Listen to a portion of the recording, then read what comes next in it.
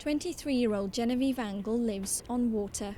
A receptionist at a fertility clinic in San Francisco, she makes the short commute across the bay from this marina in Alameda.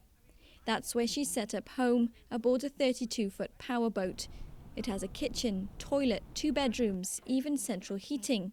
Genevieve loves living here despite the chilly winters, but it's a lifestyle choice she made for financial reasons. I wanted to live in San Francisco, but it's too expensive, and in reality everywhere is too expensive. So my dad convinced me to buy a boat, sell it in a couple years when I don't want it anymore, and then I'll practically break even.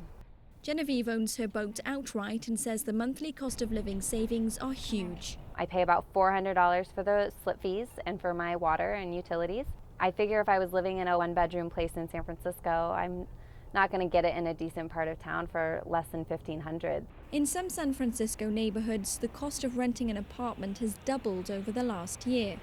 Plenty of young professionals, especially in the tech industry, earn a respectable wage, but they're increasingly choosing to opt out of paying large sums to landlords. Blogger Tynan is one such vehicle dweller. He lives in an RV or mobile home. But he asked us not to film the outside. In a city where parking's a daily nightmare, he's afraid of being evicted from his spot. If you park in a really nice neighborhood and people see your RV and they see that you're kind of flouting convention, you're not paying for rent in this place where they're paying a lot of money, they do get upset, and so they'll call the police. I've had the police move me probably 6 or 8 times. Tynan's micro-closet houses 2 shirts and a pair of trousers.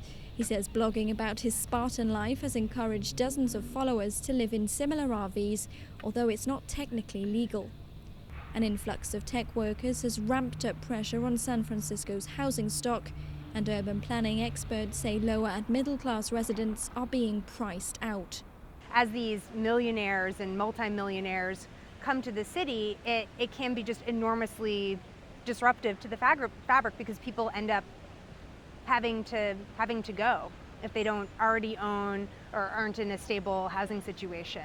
Another problem is that during the recession, San Francisco barely built any new homes.